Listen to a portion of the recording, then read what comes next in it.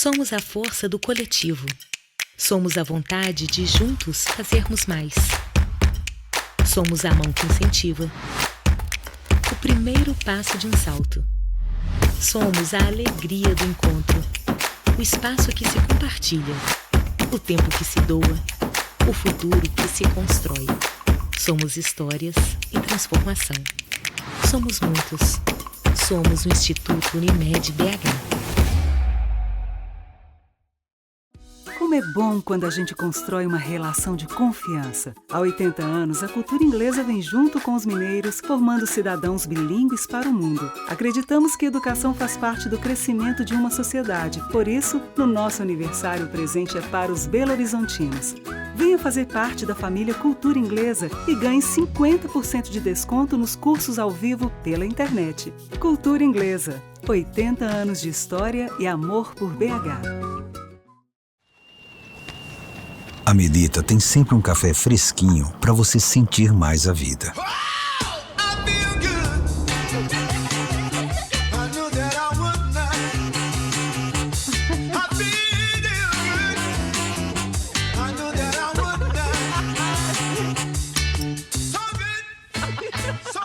Seja qual for o seu preferido. Melita, café fresquinho para sentir mais a vida.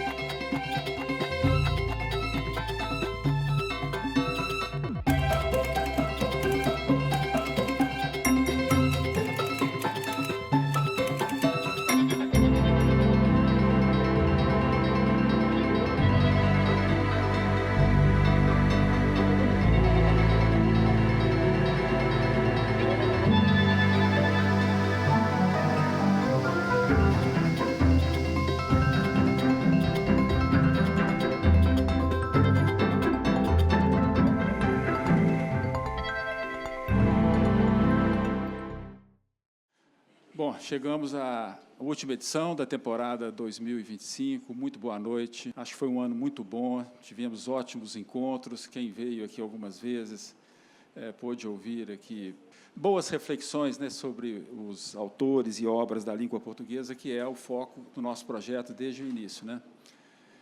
Ano que vem nós estamos completando 10 anos de vida. O bom é que o Minas já renovou, né, o compromisso de continuar apoiando o projeto. Então, vamos para o 10º ano daqui a pouco. Mas precisamos encerrar com a chave de ouro, né? Então, eu pensei muito, esse ano todo, eu queria muito ter feito um evento com a Adélia Prado. Eu tinha duas motivações. Primeiro, o aniversário do Minas, 90 anos, e o aniversário dela, 90. E ano que vem, 50 anos da estreia literária dela, com bagagem. Então, muito número redondo, assim, bacana, né, para ser trabalhado e tudo. E eu vim o ano todo conversando com ela, com a Ana, a filha, e, por um momento, eu achei que seria até possível trazê-la aqui pessoalmente. Mas depois teve um episódio doméstico, ela se machucou, aí desistiu mesmo de... Ela não tem topado convite nenhum, mas ela acompanhou passo a passo a gestação dessa noite, né? Tudo foi muito conversado com ela, desde a escolha do nosso palestrante, até a ideia de fazer uma leitura de poemas, né? E aí, nesse caso, eu tenho que falar mais uma vez um agradecimento ao Mário Alex Rosa, que ajudou nessa composição, nessa organização. E aí a gente conseguiu, eu acho, montar uma noite bacana para ser um tributo a essa poeta extraordinária, que, depois de 12 anos sem um livro de inéditas, apareceu esse ano com Jardim das Oliveiras. Quem não leu, não perca a chance, passa ali na saída, na banca da Quixote, leve esse livro, por favor, porque é obrigatório. Realmente é um livro de uma poeta que continua muito potente, né, muito com aquela voz dela, com as mesmas inquietações, com as mesmas coisas, mas com uma coragem, com uma linguagem corajosa, enfim, isso tudo que o Augusto sabe muito mais, e por isso é que ele está aqui para contar para a gente, né? Então, essa é uma coisa. A segunda, conversando também lá com ela e com a Ana, nós achamos que essa leitura seria bacana de ter aqui hoje. Quem tem acompanhado a Adélia tem visto que ela tem feito leituras, né, no Instagram, tem feito muitas leituras, e é muito bom vê-la, né, recitando, lendo os próprios poemas. Então, nós organizamos, né, Mário, uma leitura aqui hoje. Eu queria agradecer também, né, Silvia Rubião, Paula Vaz, Ana Martins Marques, Maurício Guilherme, Mário Alex Rosa, né, pela generosidade, né, pela disposição de vir aqui hoje para ler alguns poemas que vocês escolheram. Não meti o bedelho, nem eu, nem o Mário. Cada um leu o que quis, né? Então, vai ter essa leitura, nós vamos até começar com ela. E aí eu acabei propondo à Adélia que, já que ela não vinha aqui, se ela poderia falar alguma coisa para a gente. Então, o que ela topou? Ela topou que algumas perguntas fossem encaminhadas para ela. Então, ao longo desses últimos dias, eu pedi a alguns escritores que encaminhassem perguntas para ela poder responder a essas pessoas, né? São poucos nomes, né? O Antônio Carlos Sequim, a Elisa Lucinda, o Fabrício Marques, o Milton Atum e esse curador que vos fala. E ela respondeu, ela gravou uma mensagem para vocês, ela também leu um poema para vocês. Então, de alguma forma, a gente está trazendo a Adélia aqui, que está muito feliz com essa homenagem que a gente está prestando aqui.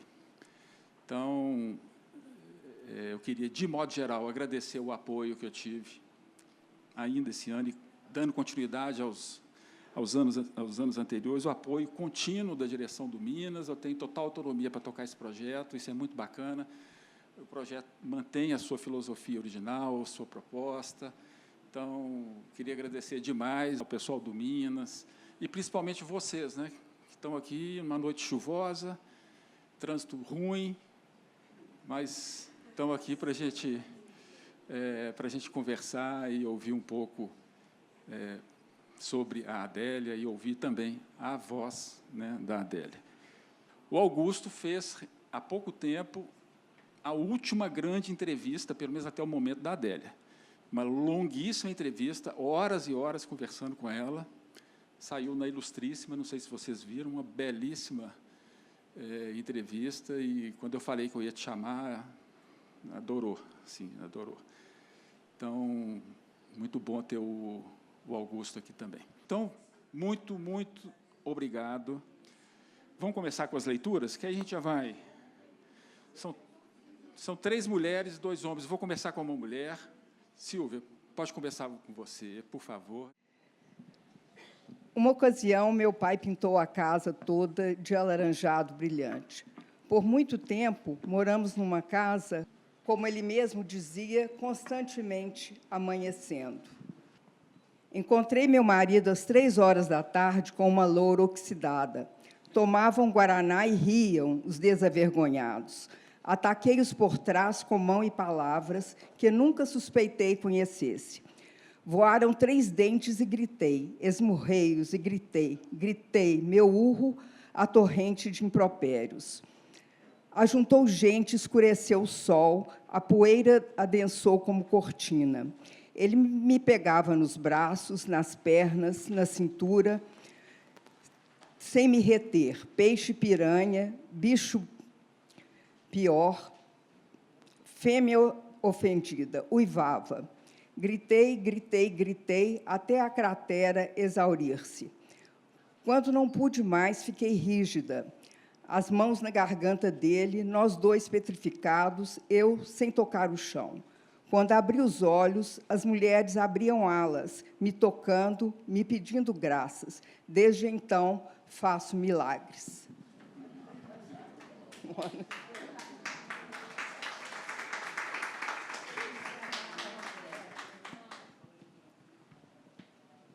O vestido.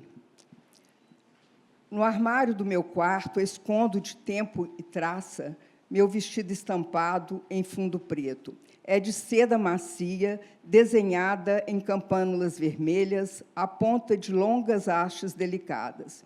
Eu o quis com paixão e o vesti como um rito, meu vestido diamante.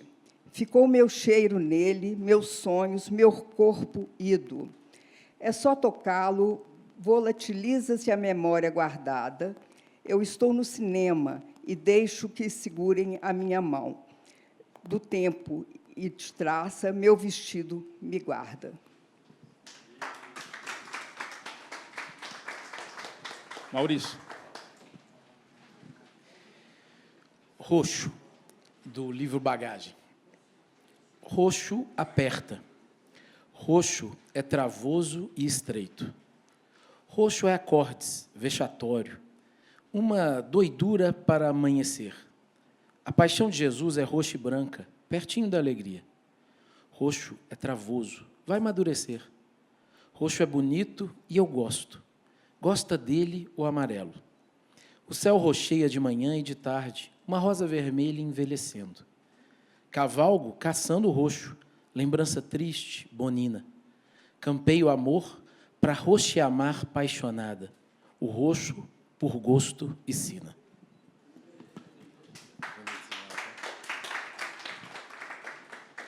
Agora, signos do Terra de Santa Cruz.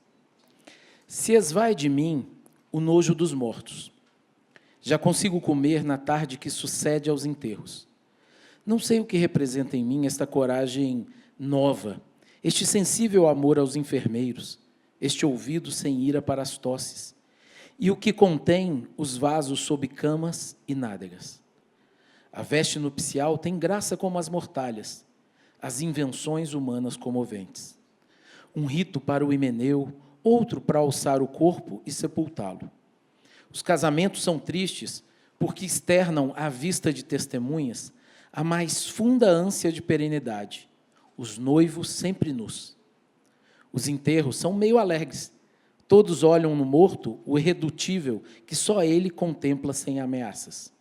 Tudo é uma coisa só, sombra do que será. O que difere é Deus. Bom, Paula, vamos? Vou ler um poema que chama O Grande Desejo. Não sou matrona, mãe de Gracos, Cornélia. Sou a mulher do povo, mãe de filhos, Adélia. Faço comida e como. Aos domingos, bato o osso no prato para chamar o cachorro e atiro os restos. Quando dói, grito ai. Quando é bom, fico bruta. As sensibilidades sem governo. Mas tenho meus prantos, claridades atrás do meu estômago humilde e fortíssima voz para os cânticos de festa. Quando escrever o livro com meu nome, e o nome que eu vou pôr nele, vou com ele a uma igreja, a uma lápide, a um descampado, para chorar, chorar e chorar, requintada e esquisita como uma dama.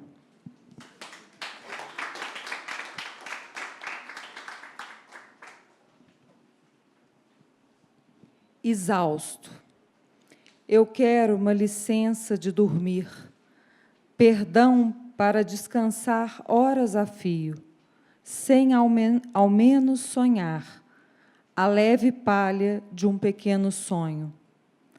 Quero o que antes da vida foi o profundo sono das espécies, a graça de um estado, semente, muito mais que raízes. Obrigado, Paula. Mário. Boa noite. Eu quero agradecer ao Zé, ao Augusto, ao Minas, pela essa noite magnífica. Celebrar os 90 anos da Adélia, na verdade, é celebrar a poesia, no melhor sentido dessa grande poesia, que é dessa poeta Adélia Prado. Eu só trouxe algumas coisas da Adélia, só porque, às vezes, as pessoas não conhecem. Então, tem esse CD da Adélia, que eu acho muito legal, ela lendo. Essa aqui é a primeira edição do Pelicano, o livro que eu vou ler um poema. Esse aqui é o último, que, como o Zé falou, é um livro belíssimo, forte, recomendo assim vivamente. Tá?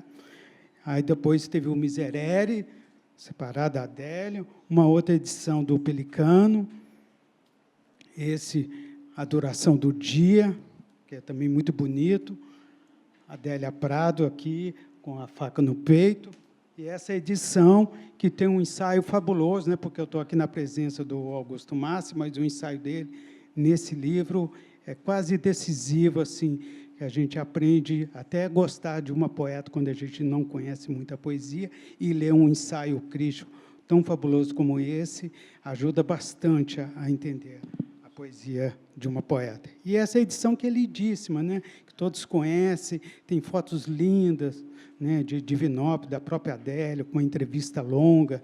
Muito bonita essa edição.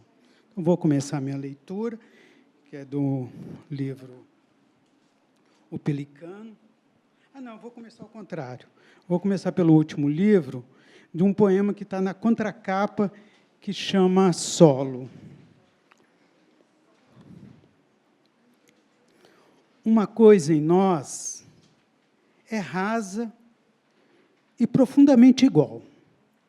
Queremos ser felizes. O mais grave dos homens, se vir no prato um ovo de 2 gemas, ainda que de boca fechada, sorrirá. Tudo guarda um sinal. Tudo é escritura, código, aviso, voz que de outra maneira soa. De seu lugar, o retroz, o albatroz, até o fim dos tempos falarão. A borboleta, só de abrir e fechar as asas, está falando. Não se faz poesia apenas com palavras. Poemas, sim, mas quem precisa deles?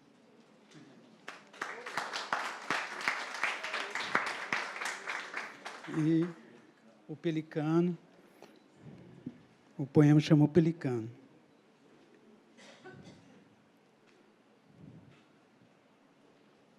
Um dia, vi um navio de perto. Por muito tempo, olhei-o. Com a mesma gula sem pressa com que olho o Jonathan. Primeiro as unhas, os dedos, seus nós. Eu amava o navio. Oh, eu dizia, ah, que coisa é um navio. Ele balançava de leve, como os sedutores meneiam. À volta de mim busquei pessoas. Olha, olha, olha o navio. E dispus-me a falar do que não sabia, para que, enfim, tocasse no onde o que não tem pés caminha sobre a massa das águas. Uma noite dessas, antes de me deitar, vi como vi o navio. Um sentimento, travada de interjeições, muitíssimos, vocativos supremos, balbuciei. Ó tu!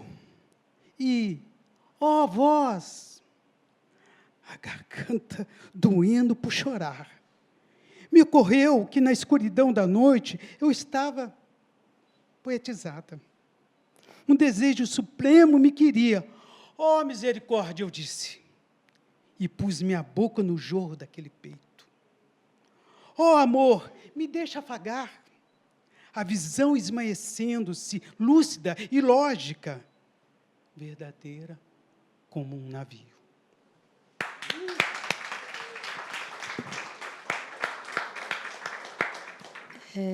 Tempo. A mim, que desde a infância venho vindo, como se o meu destino fosse o exato destino de uma estrela, apelam incríveis coisas. Pintar as unhas, descobrir a nuca, piscar os olhos, beber. Tomo o nome de Deus num vão. Descobri que é seu tempo, vão me chorar e esquecer. 20 anos mais 20 é o que tenho. Mulher ocidental, que se fosse homem, amaria chamar-se Eliud Jonathan.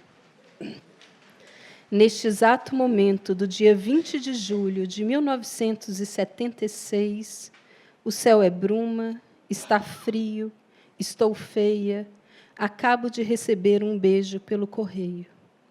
40 anos. Não quero faca nem queijo.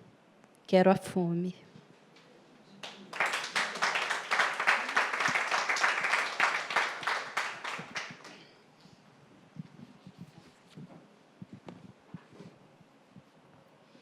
Desenredo.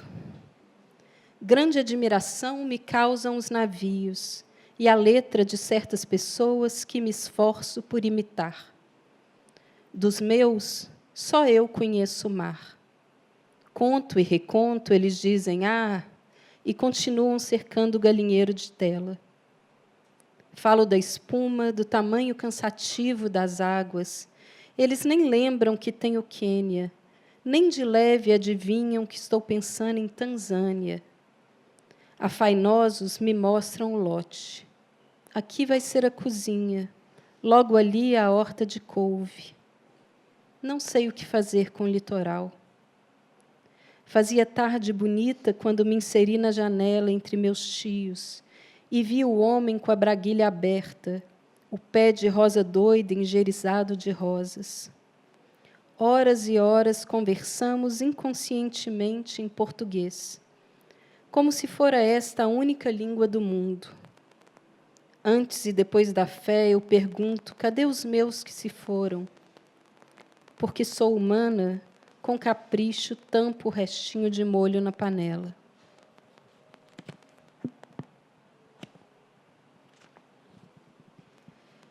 Saberemos viver uma vida melhor que esta, quando mesmo chorando é tão bom estarmos juntos? Sofrer não é em língua nenhuma. Sofri e sofro em Minas Gerais e na beira do oceano. Estarreço de estar viva. Ó luar do sertão, ó matas que não preciso ver para me perder. Ó cidades grandes, estados do Brasil que amo como se os tivesse inventado. Ser brasileiro me determina de modo emocionante. E isto, que posso chamar de destino sem pecar, descansa meu bem-querer. Tudo junto é inteligível demais e eu não suporto. Valha-me noite que me cobre de sono. O pensamento da morte não se acostuma comigo. Estremecerei de susto até dormir. E, no entanto, é tudo tão pequeno. Para o desejo do meu coração, o mar é uma gota.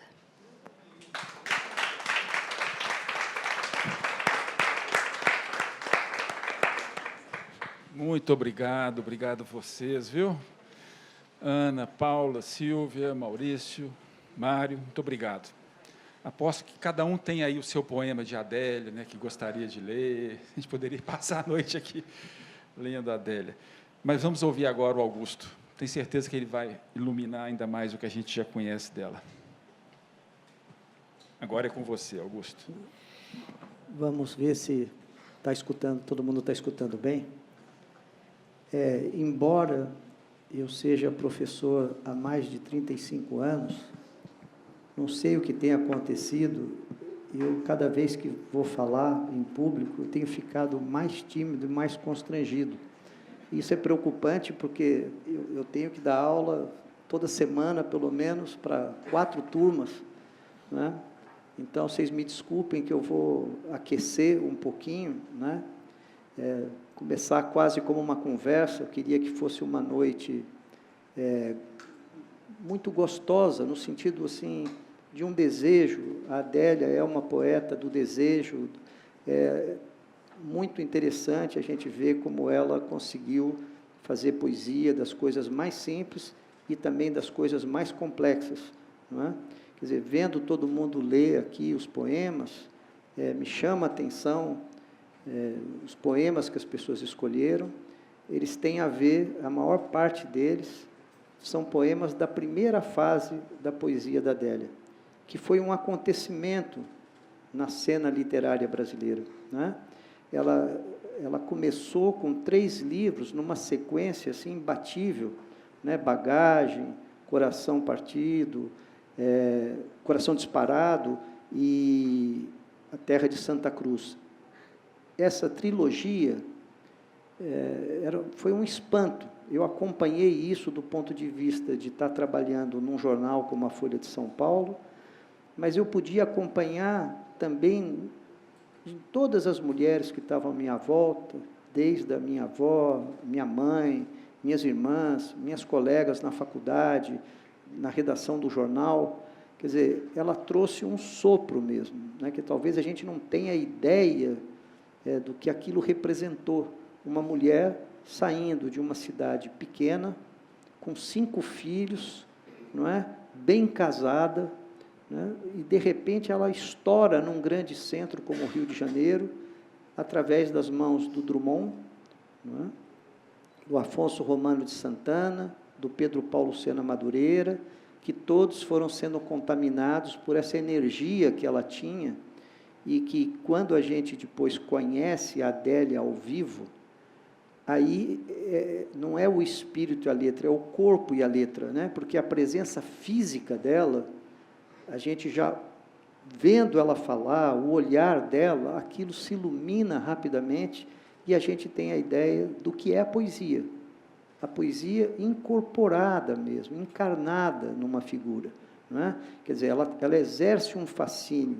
Os poemas são quase como, falando como Jorge Benjor na propaganda, a Adélia é uma pessoa que tem hitmakers, né? Quer dizer, ela tem hits. Os poemas são fantásticos, assim, eu já tive em momentos assistindo ela fazer leituras, ela parece um popstar, uma pessoa que as pessoas vão lá, a plateia pede, leia tal poema, eu quero aquele, e ela pode ficar horas, quer dizer, aquilo é uma coisa que motiva ela. Então, ela é uma poeta de livro, mas ela é uma poeta também sem livro, e isso eu acho interessante, quer dizer, ela sabe ler os poemas. Eu fiquei impressionado agora, ela, vamos dizer, fazendo praticamente 90 anos, ela está no Instagram, não é? Quer dizer, eu não consigo nem manejar direito as coisas, ela está lá entusiasmada, querendo ler, falando com as pessoas, conversando. Então, essa primeira entrada na cena literária foi um espanto para todo mundo. Eu diria que, vamos dizer, dentro do debate poético, a gente tinha várias linhas, a linha da poesia mais marginal, dita marginal, a poesia mais engajada, a poesia de vanguarda, e os grandes poetas que vinham lá do modernismo, lá de trás, não é? Quer dizer, que estavam vivos ainda, o caso do Drummond, o caso do Murilo Mendes, João Cabral.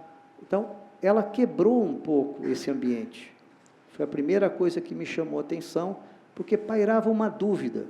Quer dizer, voltavam aquelas discussões, o poeta deve ser cerebral, o poeta deve ser um poeta inspirado, e eu fui assistindo pouco a pouco a Adélia se impondo acima dessa discussão. Mas isso não quer dizer que ela não tenha sofrido, muitas vezes, alguns ataques, né, no sentido de que esse universo é um universo prosaico, do cotidiano. Ela, inclusive, reagia muito, todo mundo fala de cotidiano, de pão de queijo, que eu cozinho, que eu faço aquilo, assim, mas está cheio de gente que faz isso e não escreve como eu escrevo, não é? E a gente olhando, talvez não tenha nenhuma figura que se assemelhe à Adélia, não é? Quer dizer, ela não criou uma linhagem, não saiu uma família de poetas dali. Ela abriu, vamos dizer, a cena literária, e esse lugar é o único, que é um lugar conquistado. Passado esses 3 primeiros livros, ela também se aventurou pela prosa, que é uma coisa que as pessoas não falam muito hoje. Parece que ela é só uma poeta, né? Quer dizer, e, no entanto, eu diria que os livros dela, de prosa, são livros também de poesia. Só que é uma poesia que tem um elemento que é o motor romanesco, às vezes. Ela vive do boato, da conversa com a vizinha, vamos dizer, de algumas coisas que a gente poderia falar que são prosaicas, mas que é difícil você transmitir. Esses livros têm sempre elementos de que ela incorpora essas vozes. Tudo que na poesia é a Adélia falando o tempo todo, inclusive falando dos outros, falando dos seus estranhamentos, na prosa acontece o contrário. Ela põe muitos personagens. Parece que ela realmente incorpora a voz de outras pessoas. Isso tem Cacos para um Vitral, o próprio título já diz um pouco isso, né, da multiplicidade de vozes, componentes da banda, e ela foi continuando esse caminho. Chega o momento que tem um espetáculo com a Fernanda Montenegro, Dona Doida, e aquilo era um crescendo, não é? Quer dizer, esse espetáculo foi também uma coisa muito comovente, não só pelo encontro de duas figuras, que, curiosamente, eu acho que elas são muito diferentes, são mulheres muito diferentes, né? Quer dizer, quem vê, por exemplo, a Adélia, e de repente via a Fernanda Montenegro lendo, a Fernanda Montenegro tem uma coisa muito mais despojada, menos feminina nesse sentido, mais uma atriz que tem um distanciamento, uma impostação e um caráter intelectual, né, muito forte. E a gente vê a Adélia, então, a gente fala, bom, a gente tem que separar a poesia dela da figura da Adélia. A Adélia aparecia com vestidos floridos, a presença física dela, sempre ela está de saia, era uma coisa muito comovente de ver as duas, a ideia da diferença sendo apagada através da poesia, que é uma das coisas brilhantes da Fernanda Montenegro, né? Ela pode fazer isso com a Simone de Beauvoir, ela pode, mas que ela tem escolhido a Adélia, e a gente pensar que uma é absolutamente cristã e que a outra é praticamente agnóstica, não é? Que uma, na verdade, parece que representa sempre uma ideia de autenticidade, que é a Adélia, e a Fernanda, que pode representar várias outras facetas, tanto do que seria uma verdade pessoal, como muitas vezes as máscaras que ela vestiu tão bem. Aquilo, assistindo, parecia assim um momento de apoteose daquela poesia que foi levada para um público muito maior. E aqui eu achava que tinha um segredo, que só muito mais tarde eu fui, ao ter que refletir sobre a poesia da Adélia como crítico, a questão da oralidade, não é? Quer dizer, ela é uma mulher que cresceu recitando poemas, desde menina, ela cantava na igreja, não é? Tinha essa marca realmente da música, dos cantos, e ela uma vez falou, bom, quando eu soube que São Francisco tocava, não é? Ela falou assim, é com esse que eu vou mesmo, né? Tipo, é com esse santo que eu vou. Então, isso é interessante, porque Divinópolis é uma cidade de franciscanos, né? Educada por franciscanos, ela teve realmente uma formação desse tipo, muito forte, a família com vários corais, todo mundo cantando. Então, tem uma alegria de poder colocar voz nas coisas. Esse momento, eu diria que foi o momento, foi o verão da Adélia Prado. E logo depois entram 2, 3 livros, especialmente 2, O Pelicano e Faca no Peito, que dão um grande dissabor a ela, que ela pela primeira vez começa a enfrentar alguma crítica. As pessoas começam a fazer reparos no trabalho dela. E A Faca no Peito, ela chega a tirar alguns poemas do livro, quando ela recebe uma crítica de um outro poeta e crítico chamado Felipe Fortuna. Esse episódio ficou muito marcado, porque ela foi ao jornal e falou que ele estava certo e que ela ia retirar os poemas que ele tinha apontado como poemas fracos.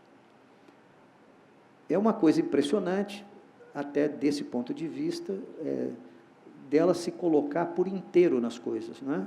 Quer dizer, um poeta pode receber críticas e pode achar que é mais fácil falar, o crítico que está errado. Eu sou Adélia Prado, eu tenho uma força, eu tenho o meu público, eu tenho os meus leitores. E ela refletiu, né?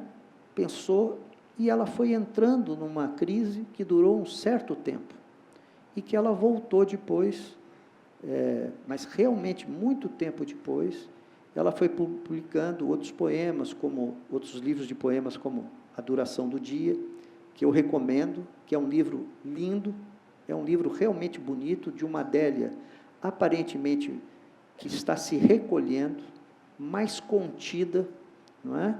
Ela manifestando os primeiros sinais de como aquela mulher exuberante ia entrar numa idade que ela ia ter que se confrontar com uma ideia, entre aspas, de velhice, ou aproximação, mais que a velhice, aproximação da morte. Não é? O outro livro é Oráculos de Maio e Miserere. Não é? Vamos dizer, esses 3 livros formam um terceiro momento, que é esse momento que eu diria que é uma Adélia que talvez não tenha tido aquela euforia inicial da entrada dela na cena literária, mas ela conquistou um respeito com essas obras distinto. São livros que, ainda que tenham um caráter, vamos dizer, biográfico, da existência cotidiana dela, são livros em que ela realmente aponta para esse recolhimento, né? É um momento que a crise está superada, é uma mulher que está vindo com uma certa maturidade, olhando inclusive para os próprios filhos, não é? Para as crianças que estão aparecendo, e parecia que ali, como Bergman fala, tinham se cessado todos os gritos e sussurros, não é? Que tinha chegado um pouco a um momento que ela parou de escrever, ficou mais de 10 anos sem publicar. E agora, o motivo da gente estar aqui, não é? Que é esse último livro que saiu esse ano, que é um livro muito estranho, no sentido, quer dizer, ele é totalmente diferente dos outros livros. Nós reconhecemos faces da Adélia, facetas dela estão lá, porque ele tem algo que ele foi escrito em 2 tempos distintos. Isso só aconteceu com esse livro. Ela descobriu, as filhas dela descobriram, numa caixa, na casa de Divinópolis, vários cadernos com textos, com vários poemas da época inicial, desses 3 primeiros livros, né? Que eu falei que são livros Coração Disparado, Bagagem, A Terra de Santa Cruz. São alguns que a gente bate o olho e a gente fala assim, essa aqui é a Adélia que eu já conheço, no bom sentido, com aquela qualidade daquele início fulgurante que ela teve. Então, a tendência é a gente se perguntar, puxa vida, esse livro tem 100 poemas.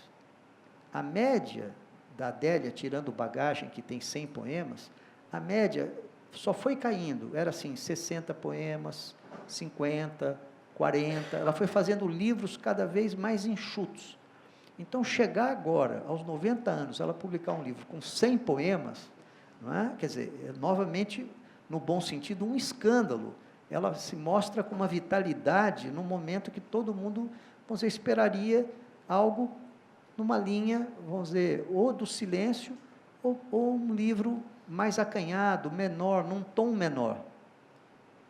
O livro, O Jardim das Oliveiras, tem essa parte e tem poemas que ela escreveu agora, né, nos últimos anos, e que são poemas muito doloridos, sofridos, né, que falam realmente de uma dificuldade muito grande de lidar, inclusive, com uma ideia assim de que tem choro em quase todos os poemas. Ela fala que está chorando, que ela está em hospitais, que ela está, vamos dizer, tendo que se medicar, e por isso também é comovente a gente ver o contraste no mesmo livro, né? Ela ter a coragem de juntar essas duas coisas. O livro tem 4 partes. As duas primeiras a gente reconhece como ligadas a essa primeira fase da poesia dela, a fase inaugural. E as outras duas, do momento atual que ela vive hoje, isso, não é? Alternando, vamos dizer, momentos de grande alegria e momentos de tristeza. Eu, vamos dizer, estou resumindo muitas coisas que eu fui aprendendo com o passar dos anos, e nem sei se eu estou certo nessa divisão, não é? De organizar a obra dela dessa forma.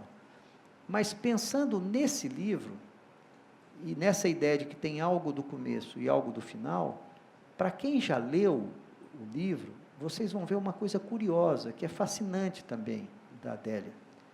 É como se houvesse um cordão umbilical que juntasse, ela fala muito de recém-nascidos, ela fala de feto, ela fala de útero, e ao mesmo tempo tem a velha senhora, não é?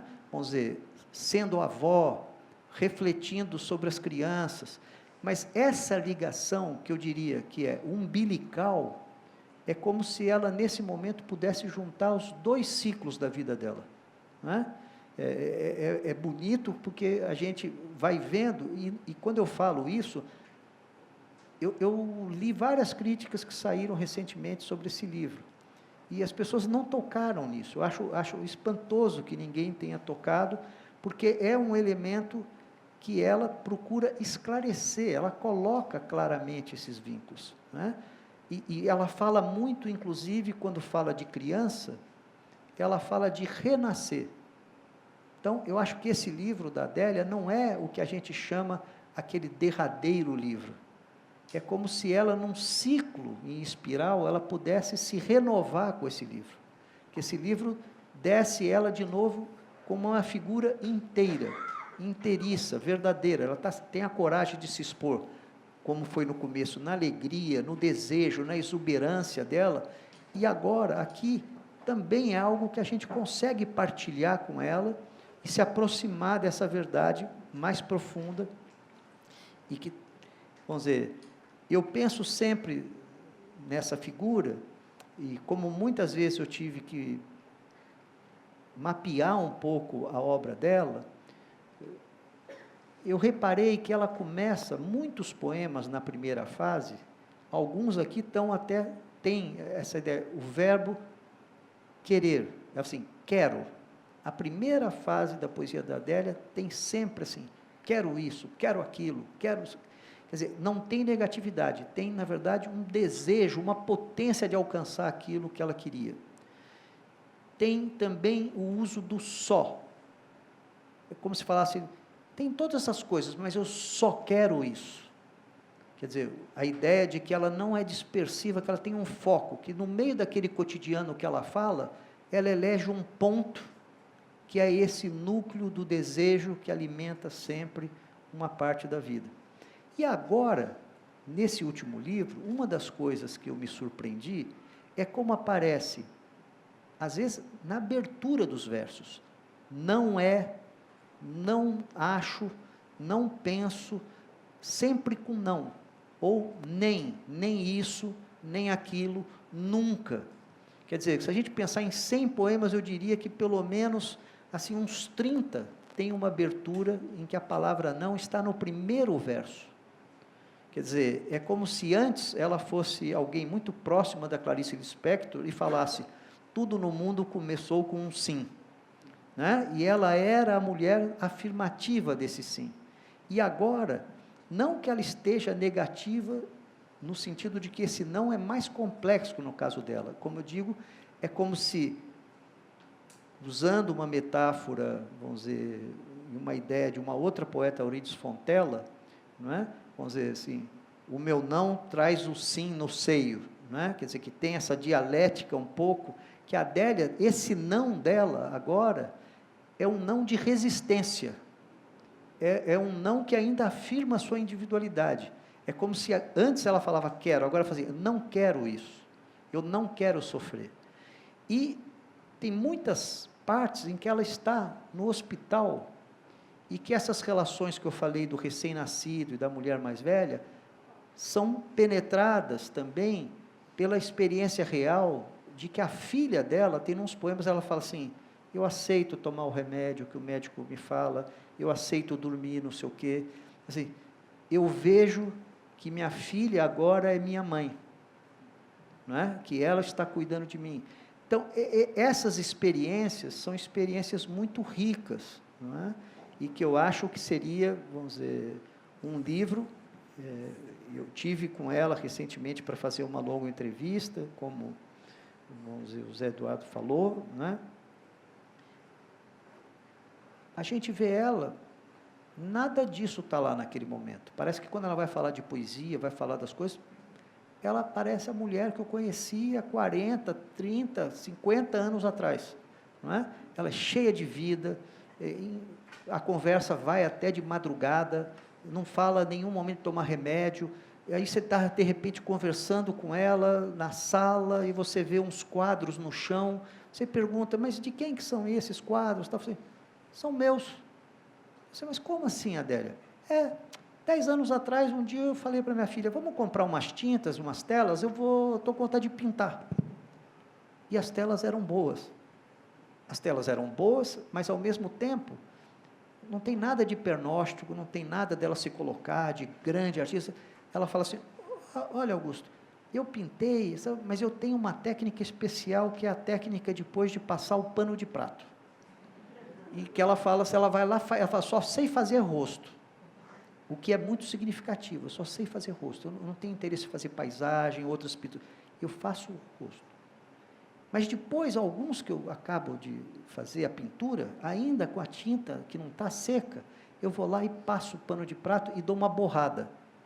Bom, isso parece muito a arte bruta, isso tem muito, vamos dizer, da arte, vamos dizer, informal, quer dizer, tem elementos de vanguarda que eu acho que ela jamais pensaria em fazer com esse intuito.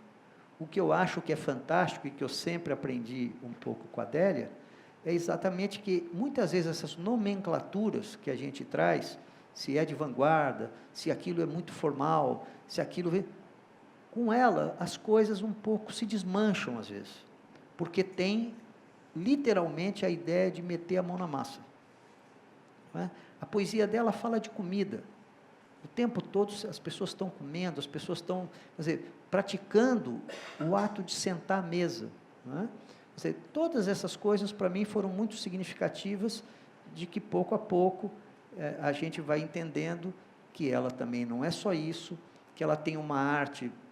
Mário Alex leu aqui os momentos que tem vocativos na poesia dela. É muito difícil, né? Quando a gente vai dar aula, inclusive, chegar para os alunos e falar assim, Deus, então, muitas vezes você tem que treinar em casa para chegar e falar aquilo com convicção. Então, a maior parte dos professores, quando vão ler poesia, leem de um jeito neutro. Assim, não vou interpretar, ler o poema, mas isso, às vezes, mata o poema, né? No caso da Adélia, que tem os vocativos, é muito importante. A reflexão, num dos poemas que você leu, dela perguntar, para que serve a poesia? Quer dizer, tem vários poemas metalinguísticos. De alguns poemas, o Roxo, não é? Quer dizer, ela é uma poeta cromática. Quer dizer, aparecer a pintura no final, vamos dizer, agora, aos 90 anos de idade, não é novidade nenhuma, porque ela fala desde o pai que pintou a casa toda de amarelo e que parece que aquela casa está sempre amanhecendo, e que é um pouco impressionista, não é? Quer dizer, a gente percebe que ela tem... Então, se a gente vai amarrando essas coisas, a gente vai percebendo que, às vezes, é preciso deslocar a Adélia, e eu estou muito imbuído desse sentido, não só em relação a ela, nesse momento, pensando na crítica literária, que está ausente, muitas vezes, dos jornais, que foi perdendo espaço, e que você não tem mais esse trabalho de acompanhar um escritor. Mas a minha preocupação maior é tirar os escritores um pouco das prateleiras. Então, com a Adélia, eu fui vendo, e eu vou dar um exemplo aqui para vocês, que parece o mais absurdo possível. De repente, eu me preparando para vir falar aqui, eu não queria repetir as coisas de sempre, queria ter algum tipo de percepção distinta, né, nova mesmo. Eu pensei no Dalton Trevisan, que eu tenho estudado muito, e no Raduan Nassar, que também são todos escritores perto dos 90 anos, todos muito aparentemente distintos, não é? A gente fala, mas o que o Dalton tem a ver com a Adélia Prado? Não é? Vamos dizer, primeiro ponto, todos eles têm uma leitura muito pessoal da Bíblia. Mas a gente só pensa na Adélia porque ela é católica, porque ali está presente esse elemento. Mas o Dalton Trevisan, ele fala que quase todos, é uma coisa, um raciocínio estrutural, ele fala, quase todos os escritores brasileiros não sabem, mas eles escrevem segundo o estilo, o português adotado pelo tradutor da Bíblia. Que as imagens são saídas, eles citam coisas, quer dizer, é um raciocínio de um homem muito inteligente, que parece que todo mundo fala, o Dalton sempre se repete, como a gente fala, a Adélia também se repete, né? O Raduan não se repetiu, parou até de escrever, parece que para não se repetir, né? Mas o que a gente vê é que quando vai ler as coisas do Dalton, todas as imagens estão privadas desse imaginário de uma cidade que na época, Curitiba, era uma capital provinciana. Então, é uma outra ligação, que no Raduan, quando a gente vai ler Lavoura Arcaica, a gente vai ver os sermões, a Bíblia católica, né, o Velho Testamento, e a gente vai ver o Alcorão. Então, no Raduan, isso é potencializado até como um conflito, não é? Mas, vamos dizer, está lá presente. E da onde o Raduan veio, da onde o Raduan tirou sua experiência? De uma cidadezinha chamada Pindorama. A gente lê os textos do Raduan, a gente sente que a linguagem e o que ele está falando nos toca num sentido moderno, num sentido que nós pertencemos a um mundo urbano e moderno. No entanto, as histórias dele se passam no mundo rural. Copo de Cólera é num pequeno sítio, numa chácara. Muitas vezes são cidades pequenininhas, menina caminha a atravessar uma cidade que tem uma única rua praticamente. Aí eu penso na Adélia. A Adélia também é alguém que, com todo esse sucesso que ela teve, o caminho natural seria a Adélia ir morar no Rio de Janeiro. Era a experiência de toda a geração literária, até os anos 50, todos os mineiros que podiam, iam para o Rio de Janeiro. Então, é uma coisa bonita de você ver uma escritora que ficou em Divinópolis, não é? Que ela tem um vínculo forte com a... Isso ela não deixou de ser encenada pela Fernanda Montenegro, de ter espetáculos de dança, de ter músicas, vamos dizer, feitas a partir dos poemas dela, de ter uma interlocução com a música popular brasileira. Quer dizer, mas os três, vocês vejam, são três autores muito diferentes, e dá uma ideia de como, vamos dizer, um livro como a Bíblia, que muitas vezes a gente não tem na universidade, nos nossos cursos, a gente deveria ter um curso sem nenhuma nota, sem nenhuma avaliação, mas as pessoas deveriam entrar no primeiro ano de faculdade, de letras, de filosofia, de artes plásticas, e ler a Bíblia. E não só a Bíblia, ler outros livros sagrados de outras correntes, mas é importante que quando a gente vai falar assim, você vai ver museus quando você vai para a Europa, os grandes mestres, todos, são passagens da Bíblia pintadas. Os grandes artistas pintaram passagens da Bíblia. Quer dizer, e a gente, então, para entender aquele universo, né? Quer dizer, então, quando eu dei o exemplo de um Dalton Trevisan, de um Raduan, e eu quero colocar a Adélia, eu quero dizer que a Adélia se formou em filosofia, não é? Ela tem uma bagagem, para além da bagagem, eu diria, literária, ela tem uma bagagem filosófica.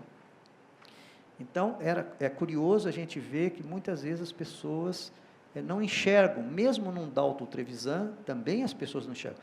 O Raduan acho que é uma coisa diferente, porque até o Lavoura Arcaica tem uma escrita, que é uma escrita que inicialmente todo mundo fala, nossa, como ele escreve bem, como ele tem um domínio de linguagem.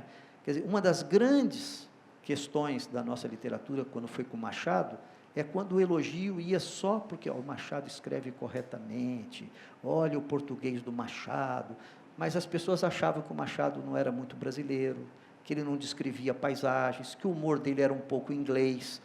Eu penso que o Dalton, que ficou a vida inteira morando em Curitiba e falando mal de Curitiba, não é?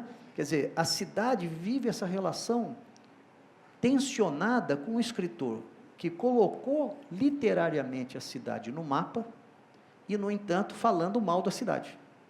não é?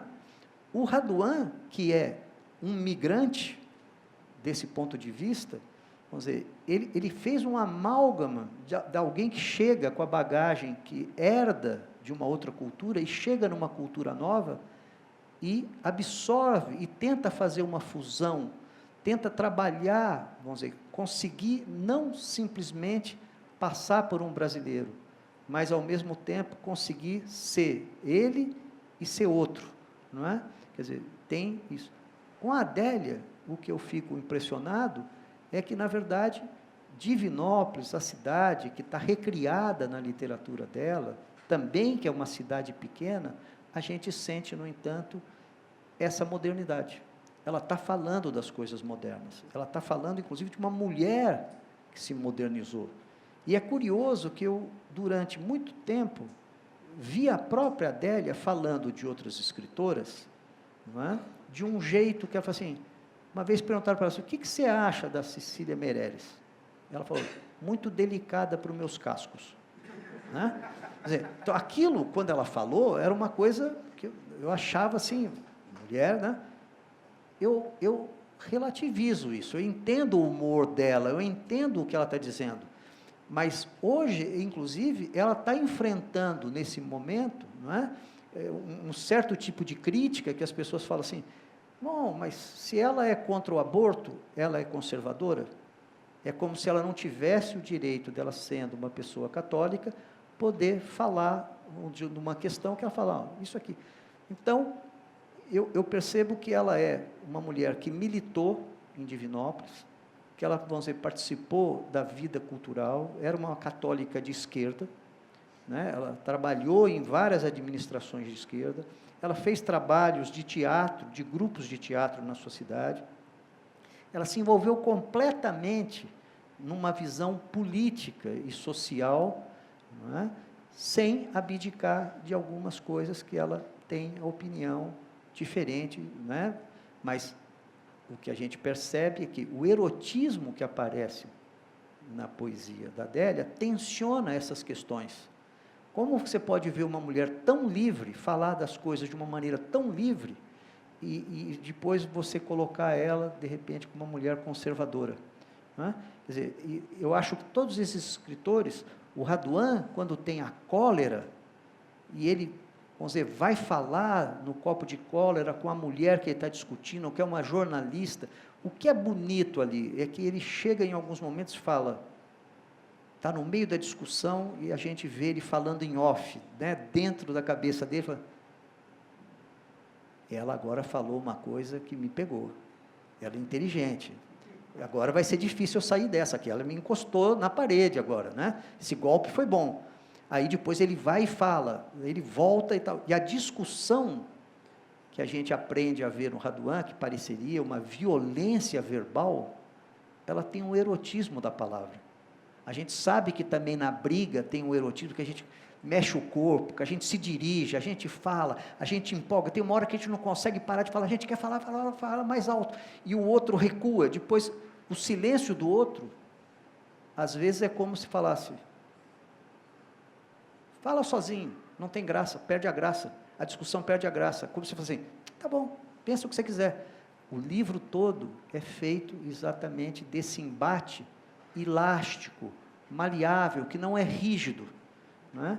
Então, uma coisa que eu aprendi muito, realmente, com a Adélia, nesse sentido, é não querer ver no Jardim das Oliveiras, que está publicado agora, uma divisão absoluta entre, vamos dizer, duas partes mais tristes e duas partes alegres, né? Eu prefiro ver esses laços, esse cordão, vamos dizer, o que liga as duas partes.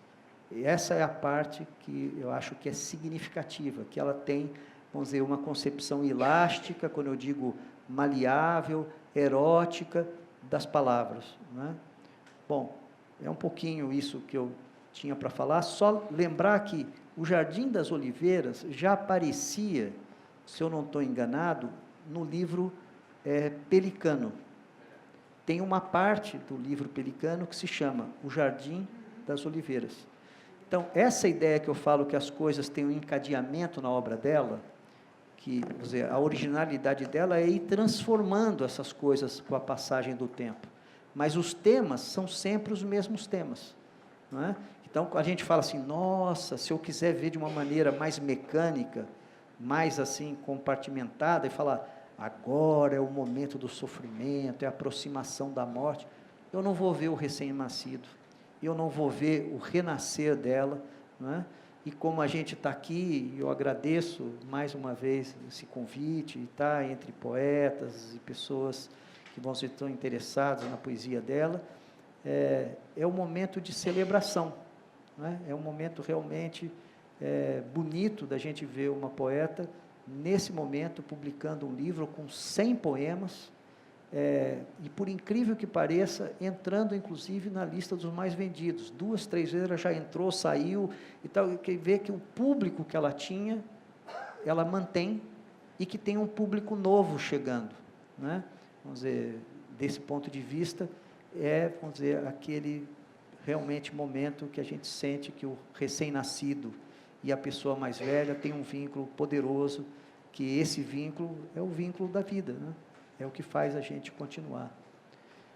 É isso.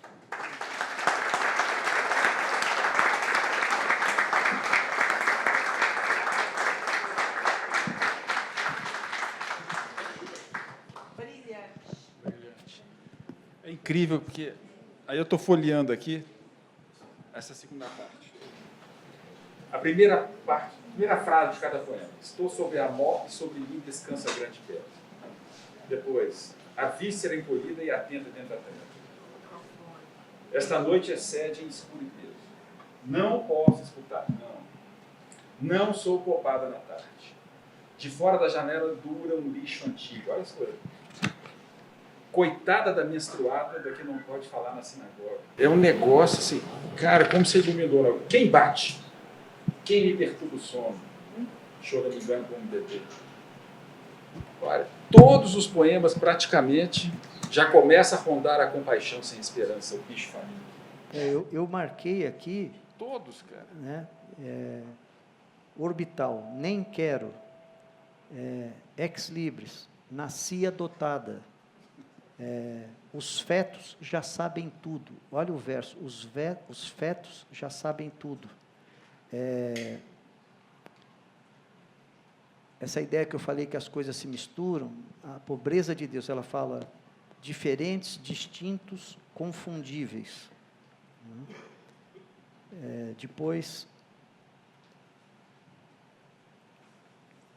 muito cuidado com o recém-nascido. O passarinho no comedouro me acomoda no mundo como dentro de um útero. Medo e desejo se esfumam, como o medo noturno dos meninos, quando a mãe os põe ao colo. Renasço deste óbvio rochedo que me salva a vontade de amor. Quer dizer, as imagens realmente ligadas aos bebês, e, vamos dizer, essa ideia das avós, das mulheres que acolhem, pode ser com os animais, com os bichos, isso é o motivo do pelicano, né? De bicar o próprio peito e alimentar, vamos dizer, os filhos com sangue, com o próprio sangue, que é o coração. É exatamente essa ideia, né? Então, na Adélia, as coisas, o universo dela de imagens, os símbolos, os mitos, eles retornam, a gente pode ler com muita coerência, como a gente pode ler na obra do João Cabral, que está o símbolo da pedra, que está o poço, quer dizer, ela tem um rigor que às vezes a gente não enxerga porque ele está em um outro tipo de apresentação, não é? Mas ela é poderosa nisso, sim. Isso não é acaso. Ninguém faz um livro com 100 poemas e, por acaso, usa esses recursos, né? Aí a gente vê que aquilo é realmente uma montagem, uma estrutura. E, no caso dela, eu acho que tem uma coisa bonita, que ela não é exibicionista, ela não é daquelas escritoras que falam assim, viu essa passagem que eu estou fazendo? É linda, não é? Quer dizer, tem escritor que tem aquele orgulho de quase que ele anula o fluxo do texto para poder destacar uma parte. Na Adélia, isso é subterrâneo, isso está rebaixado, e de repente aflora, tem alguma coisa assim epifânica, que a gente começa depois a reparar e vai marcando muito essas reinterações, essas repetições, que é uma maneira dela sempre voltar. Eu diria assim, ela é uma mulher em desassossego, seja para a felicidade, seja para a tristeza.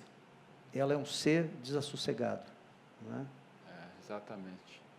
Vou ter que reler esse livro agora, depois de ouvir o Augusto Massi.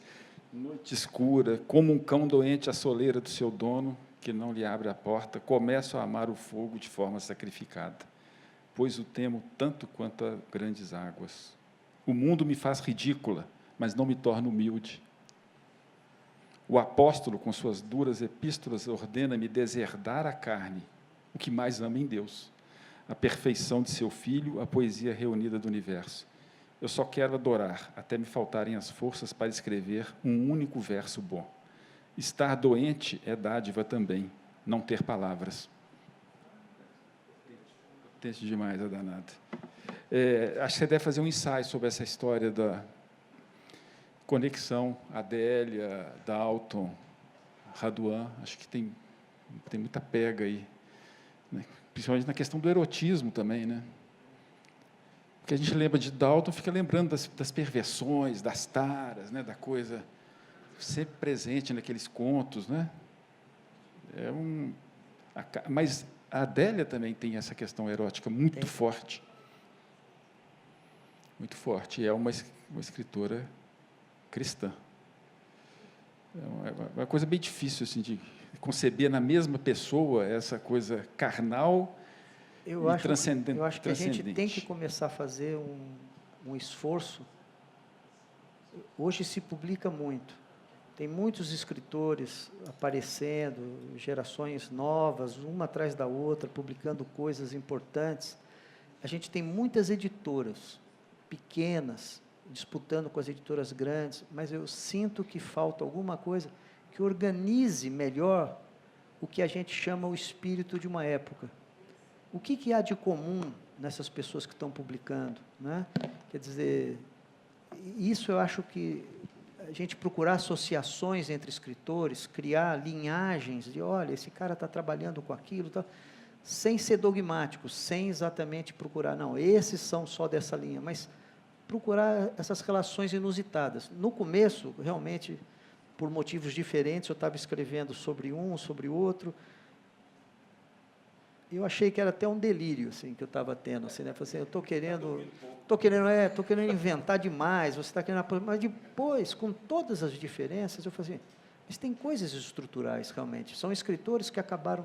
O Dalton conseguiu se impor como o principal contista do país, sem tirar os pés de Curitiba. Isso é uma coisa inacreditável, sem dar entrevistas, sem, né? Quer dizer, ele fez uma coisa, publicou a vida inteira com uma vitalidade, trabalhou sem parar. Então, às vezes, eu acho bonito isso, porque você vê que no caso dele não é nem um projeto comercial. No caso do Raduan também não é comercial. Na Adélia também. Eles não precisam de publicar de 2 em 2 anos um livro novo, eles não precisam de estar na mídia, eles não precisam... Tem algo ali que é... O Raduan viveu essas coisas. Né? Quer dizer, e a Adélia viveu, tem uma experiência real. Então, eu acho bonito procurar isso, né? E me surpreendi, porque eu acho que tem alguma coisa que a gente acha que ser moderno é morar em cidade grande. Né? E, às vezes, pode ter exatamente a concepção do moderno e você está num lugar que, aparentemente, é periférico, é deslocado, está à margem. Não é? E isso não impediu nenhum desses escritores, né, de se colocar. Nesse encontro que você teve com ela de umas 4 horas, né? Foi uma entrevista longa. Ali mesmo. você descobriu alguma coisa, ou te chamou a atenção algum aspecto, ou da fala dela, ou do gestual, ou do ambiente, alguma coisa que te chamou a atenção? Olha, eu, na verdade, no caso dela, eu tenho um verdadeiro fascínio pela Adélia, como pessoa. E eu pensei muito hoje, se ela tivesse aqui num telão, poder dizer isso para ela. Não é? Porque quando eu vi ela... Mas ela vai ver isso aqui. Eu vi ela em Divinópolis, a primeira vez, eu era um jornalista, no meu primeiro ano na Folha, eu resolvi entrevistar ela em 1984, em Divinópolis. Eu achava que era importante, eu como um crítico, um jornalista, um poeta, saber o ambiente que ela está, não é? Conhecer a cidade dela. E aquilo já me chamou a atenção, porque ela foi me levar para ver um escultor, passeou pela cidade, as pessoas conversavam com ela, quer dizer, ela era uma figura que tinha um trânsito, quer dizer, ela não estava uma escritora encastelada, né? E isso foi realmente uma coisa que me chamou a atenção. E ela usou uma frase que era: a metáfora é a guardiã da realidade. Isso foi a capa da Ilustrada, vinha essa frase, e aí um jornalista mais conservador, eu diria hoje quase de direita, o Boris Kazoy, ele estava na Folha, e foi para o mural do jornal essa frase, a metáfora, ele falou assim: há muito tempo eu não lia o caderno de cultura, mas na minha coluna de política eu vou colocar essa frase. Era um negócio que você via assim, tem uma força aquilo. Ele percebeu com todas as contradições o que ela está dizendo, né? Passado muito tempo, eu fui vendo a Adélia em outros lugares, teve um evento chamado Artes e Ofícios da Poesia, no MASP, e eu estava até contando para a Ana, assim, tipo, é um auditório com 500 pessoas. Estavam vários outros poetas, como Zé Paulo Paes, Ferreira Goulart, o Chico Alvim, todo mundo fazia uma leitura cada noite. Quando chegou a vez da Adélia, ela saiu do palco, desceu naquela escadinha que a gente sobe para chegar lá no palco, ela sentou ali e começou a conversar com a plateia de 500 pessoas.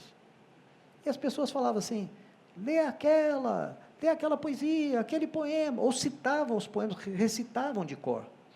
Quer dizer, ela ficou a noite toda, como se ela fosse uma cantora, uma diva pop e tal, destituída da pose, porque ela sentou no mesmo nível que todo mundo e conversou. Ali eu senti que tinha uma força que era da figura dela. Quer dizer, que essas coisas você aprende em algum lugar, você aprende com trabalho social, você aprende com trabalho dentro da igreja. Quer dizer, que ela era uma professora, ela deu aula, quer dizer, ela tinha contato com o público, ela não é uma escritora de gabinete, ela tinha essa coisa de estar ali presente. Então, isso também me chamou a atenção. A reação dos outros poetas que estavam ali, eles não tinham aquela adesão de um público, né? Eles eram poetas respeitados e tal, mas eles tinham um outro lugar. E é difícil para a gente aceitar que ela tenha esse lugar, né? Passado muito tempo, quando eu fui fazer essa entrevista agora, eu tinha assistido, foram 2 programas que o Pedro Bial fez com ela. Então é interessante, porque é raríssimo ele fazer 2 programas. E ele fez 2. Ela leu, ela comentou, e a filha dela, a Ana, falou: minha mãe estava cansada, minha mãe estava não sei o quê, ela não queria ir. E que quando ela chegou lá, sentaram ela parecia outra pessoa. Falou, leu, conversou, quer dizer, ela tem uma coisa encantatória, né? Ela tem realmente uma capacidade de comunicação. E quando vocês falaram aqui, acho que você falou, é Carminha Guerra? Carminha Guerra. É você?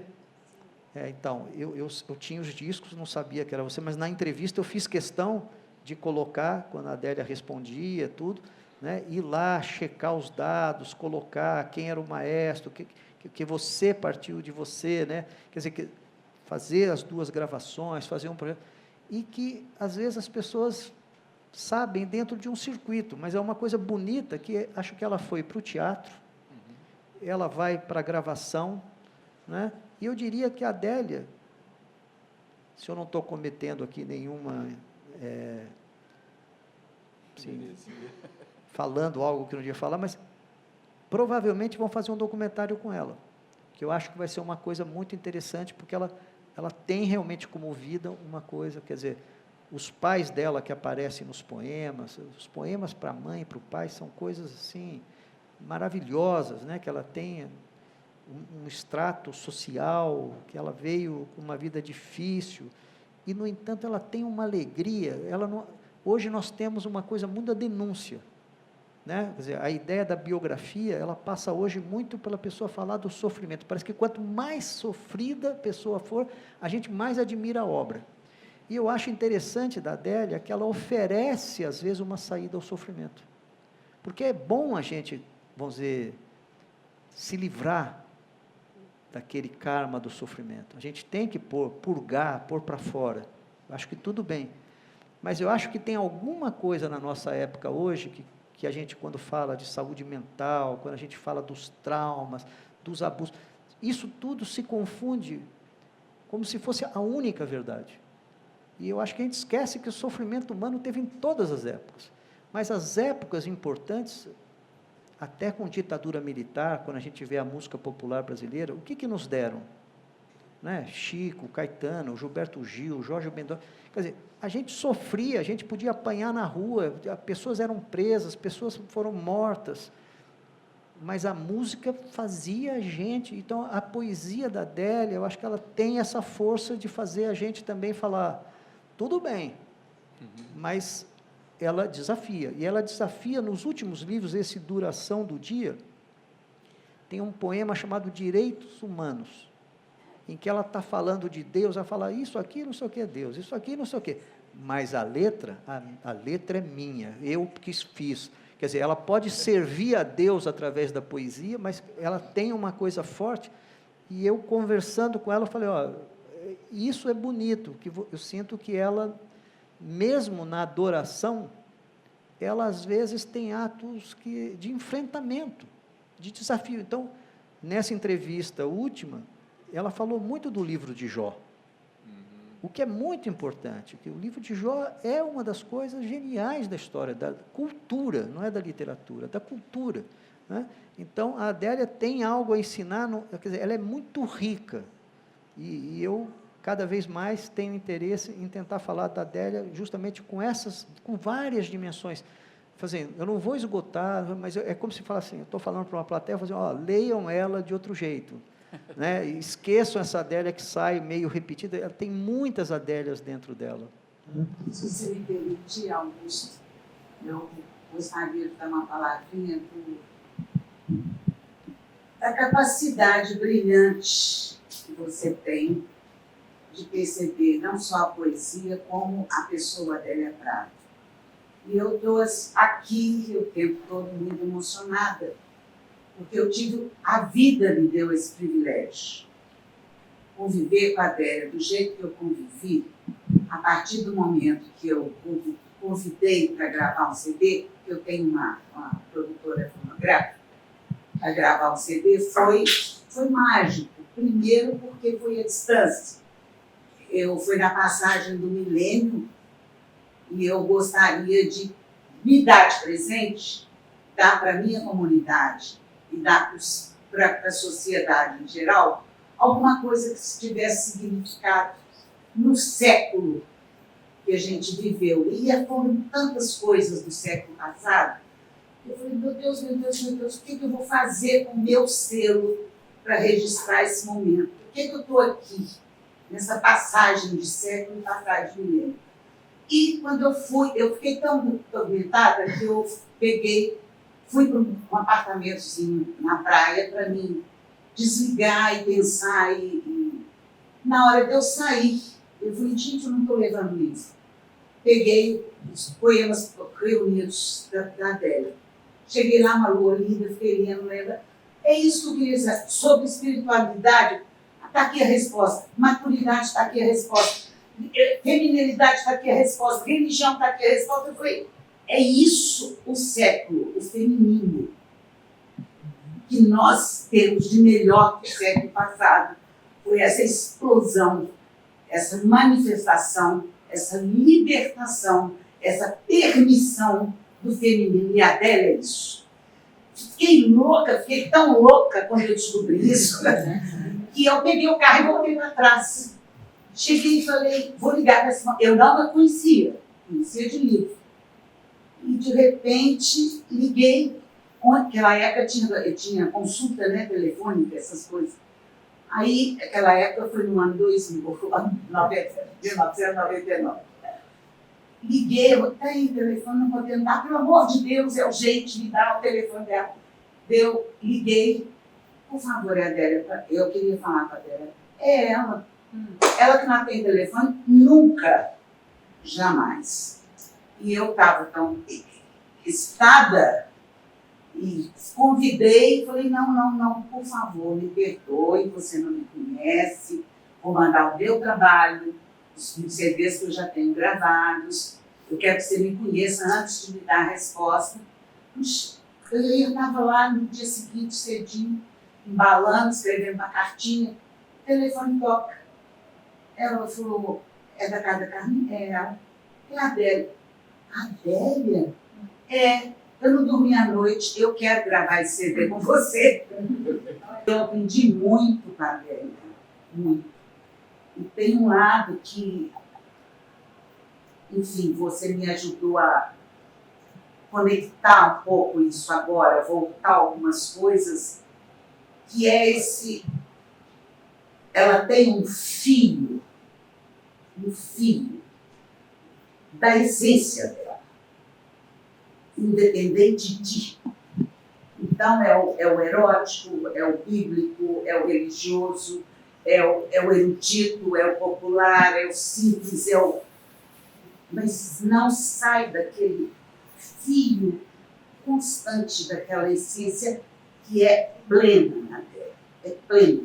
Então, ela traz a tristeza, a alegria, o sofrimento com uma aceitação que vai e volta na unidade. Isso é um fenômeno. Obrigado. Obrigado, Carminha. Obrigado pelo depoimento, viu?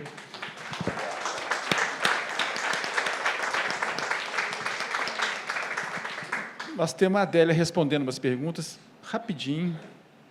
Vamos passar?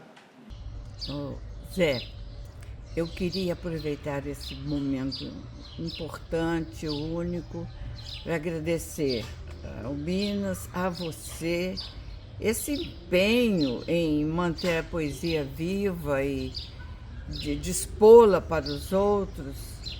Eu sinto não poder estar aí, porque eu sei que depois dessa festinha, tem outra festinha junto. Mas eu agradeço de coração. Quero parabenizar a Adélia Prado, uma poeta que eu admiro muito, e fazer a ela duas perguntas. Algum de seus poemas já surgiu pronto? O mais comum é você reescrevê-los várias vezes, durante muito tempo. Um abraço. Milton, eu também sou sua fã, desde o primeiro livro seu. Sou sua leitora. Acho muito bom o seu texto. E quanto à pergunta que você me fez, como os poemas aparecem, eu tenho uma lembrança para falar com muita certeza, é de dois. O primeiro poema do primeiro livro, que é Com Licença Poética, e o último livro do o último texto do primeiro livro também, que se chama Alfândega. Esses dois poemas nasceram assim, ó, inteirinhos, sem dor, sem preocupação. Foi uma alegria. Mas esse fenômeno, ele é raro, né? A gente sempre tem a ideia do que quer e fica escrevendo, riscando e cortando, principalmente cortando, até que acha a criança limpa e começa a lambê-la, né? A gente lambe a cria e fala, esse aqui tá bom, e inclui ele no resto. Minha querida, amada, idolatrada por mim, minha Adélia Prado. Ai, é uma alegria estar aqui em sua presença, em presença da sua poesia, para te fazer essa pergunta. Qual é o papel fundamental da poesia na sua vida e que tipo de serviço ela pode prestar à humanidade? qual o papel fundamental da poesia na sua vida e que tipo de benefício, que tipo de serviço ela pode prestar para a humanidade. São duas perguntas. A outra está na mesma coisa. E que nome você dá aos exílios, aos estios da poesia na sua vida, períodos que você passa sem escrever, períodos longos, períodos que você fica, se é que podemos chamar de uma certa ausência da poesia ali, à mão. Como você dá? Que nome você dá a esses tempos? Te amo, rainha da poesia brasileira. Elisa Lucinda, a primeira coisa que eu quero falar é que meu coração doeu. Eu chorei bastante quando você fez aquele prefácio, né? Para aquele conjunto de livros meus. Eu fiquei tão agradecida, telefonei tanto para você e não obtive sucesso, resposta. Então eu estou falando agora, pública e livremente, que você tocou meu coração de maneira até dar uns pinguinhos de sangue, sabe? De tão emocionada que eu fiquei. Então, obrigada pela sua generosidade, pelo belo texto escrito sobre a minha poesia. A segunda coisa é, quando eu fico sem escrever, não dou conta de escrever, passo até anos, já passei anos, é porque eu estou no chamado deserto criativo, que sempre acho que isso acontece com todas as pessoas, esse deserto. Que você fica, meu Deus, mas não tem nada aqui para sair, eu não estou sentindo nada, eu estou sofrendo, está difícil demais tudo. Então esse é o deserto, mas é um deserto importantíssimo. É o deserto da provação. É aquilo que nos impede de ser orgulhosos e falar, eu fiz um poema. É um poema bonito. Quer dizer, eu teria que dizer assim, Deus fez em mim um lindo poema. Então, o que está doendo em mim, no deserto, é o próprio Deus, é a própria inspiração. É o próprio fenômeno divino da existência da poesia. Então, sabe o que a gente tem que fazer? Aproveitar esse tempo para um jejum, uma atividade espiritual, alguma coisa que não me deixe me desligar, que não me deixe desligar da transcendência, do divino, daquilo que é o meu próprio sustento. Então, ele é bendito também, o deserto é bendito também. Aqui é Fabrício Marques e, antes de tudo, eu queria dizer a Adélia Prado que todos nós estamos muito felizes, né, com seus 90 anos, que, na verdade, são um presente para todos nós que acompanhamos, né, a sua poesia e por tudo que você já fez pela arte, pela cultura brasileira. E a minha pergunta em relação a esse livro novo, né, que você acabou de lançar, O Jardim das Oliveiras, e já faziam 12 anos que você não lançava um livro novo, né? Então eu queria saber, em relação aos livros anteriores, se esse livro ele seguiu o mesmo processo assim, de composição, né, para pensar a ordem dos poemas, para pensar no projeto, no conceito do livro. Então eu queria pensar algo nesse sentido, né? Se esse livro teve o mesmo processo de composição dos anteriores ou se você seguiu um caminho diferente com ele. Fabrício, eu vou responder a você o seguinte, de todos os livros de poesia que eu escrevi, eu até livro de prosa, eu faço assim, os blocos de prosa, com intervalo, parece que inconscientemente é para o leitor respirar. E o único que não tem essa divisão é o Sol dos Cachorros. Mas o Jardim das Oliveiras, ele seguiu o mesmíssimo processo. eu divido por espaços que têm espírito próprio, sabe? Eu acho que isso concorre para uma boa unidade do conjunto. Então, eu escrevi o Jardim, igual eu escrevi o Bagagem, que foi o primeiro livro, há quase 50 anos, né? Acho que foi até 50 anos mesmo. Do mesmo jeitinho. Aqui esse bloco é isso, aqui esse bloco é aquilo. E com uma epígrafezinha, eu acho que o leitor respira, sabe? Vai tomar água, qualquer coisa assim. E é uma coisa natural, eu não programei isso, não. Simplesmente veio à tona que devia ser assim. A única diferença do Jardim para os outros livros de poesia é que depois de tanto tempo sem escrever, como você disse, a minha filha encontrou aqui num baú, numa coisa onde eu tinha guardado, muito bem guardado, uns poemas antigos, assim de, quer ver, 61, 58. Então eu falei, gente, ué, mas por que eu não publiquei isso aqui? Estou gostando disso.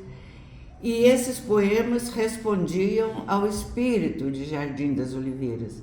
Então eu os coloquei lá. O que eu achei que estava pronto e na época eu não percebi. Essa é a única diferença. No mais, eu não escrevo assim, pensando em como vai ser. Eu só faço isso depois que eu tenho os poemas todos aqui. Eu falo, esse aqui está mais claro, esse está mais escuro, esse está mais esperançoso, esse está com mais dor. Então, são grupos de poemas assim. A diferença é só essa. Saúdo Adélia Prado por seus 90 anos e pela alegria de ter modestamente colaborado com meu voto para que ela ganhasse o Prêmio Machado de Assis da Academia Brasileira de Letras. Merecidíssimo prêmio, como também foi merecido o Prêmio Camões. Adélia, o primeiro verso do primeiro poema do seu primeiro livro, Bagagem, de 76, dialoga com Carlos Drummond de Andrade. Eu gostaria que você nos dissesse qual é a importância, ou qual foi a importância de Drummond para você, Drummond como pessoa e como poeta. Obrigado e, de novo, parabéns. Sequim, primeiro, muito obrigada porque você me deu o seu voto, né, no prêmio que eu ganhei. E fiquei muito feliz. Estou muito feliz de falar com você agora. Quanto à pergunta que você me fez sobre a influência do Drummond, olha, eu desde o tempo escolar fazia poesia rimada, não conhecia outra coisa, né? E quando eu descobri o Drummond, eu falei, é isso que eu quero. Eu descobri o verso branco, né? O verso livre, quer dizer, uma poesia sem peias, de regras e tudo. Então foi com o Drummond, eu devo isso a ele. E essa alegria de saber que aquilo que ele fazia sem rimar era poesia. E às vezes até a gente rima sem propósito. Naturalmente a rima vem. Então foi uma libertação. Eu achei um lugar de liberdade para escrever. Adélia, querida, meus parabéns, esses 90 anos de tanta bela poesia. Bom, ano que vem você completa também 50 anos da sua estreia literária. A minha pergunta é o seguinte, desde o livro Bagagem até o novo Jardim das Oliveiras, o que mudou na poeta? As suas inquietações continuam as mesmas? É isso, um grande abraço. Zé, é o seguinte,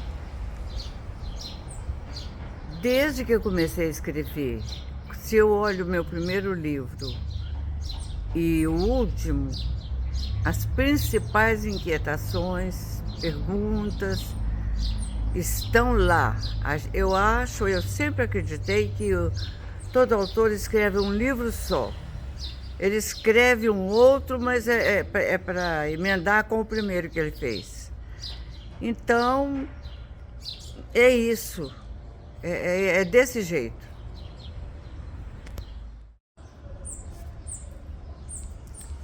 Oi, pessoal. Vocês estão aí reunidos fazendo uma homenagem para mim. Isso é demais, né? E eu quero mandar um beijo porque eu não pude estar aí com vocês. Acho que para me proteger, né, em primeiro lugar. E quero mandar um beijo para o Augusto, para todos que participaram dessa homenagem, que leram poemas, para todo mundo. Meu coração está palpitando de gratidão por vocês. E como eu não pude participar, mas quero participar, eu vou ler um poema aqui que eu gosto muito, um poema do Jardim das Oliveiras, e é para vocês todos. Eu agradeço demais, não sei mais o que dizer. Estou muito alegre. O poema se chama Dois Corações. O amor não foi inventado, existe como Deus existe e é voraz, sangra e deságua em proibitivos cânones, mas não vai para o inferno, é ele próprio o inferno, porque não se basta, precisa de olhos e mãos sapientes para gozar um átimo daquilo que promete. Ó coração santo, coração perfeito, tem piedade do meu, movido a duras pancadas de culpa e medo ancestrais, ofegante e humilhado, nem por isso inventado. Obrigada a vocês todos.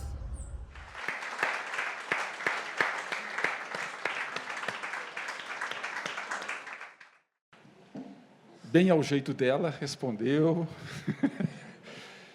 né, com humor, com alegria, com verdade. Umas perguntas falou mais, outras menos. Bom, eu não tenho mais nada para perguntar. Estou muito feliz com essa noite. Você quer falar alguma coisa ainda? Então, muito obrigado, Augusto. Obrigado a vocês. Obrigado de coração. E obrigado, Adélia. Obrigado, Adélia. Muito obrigado.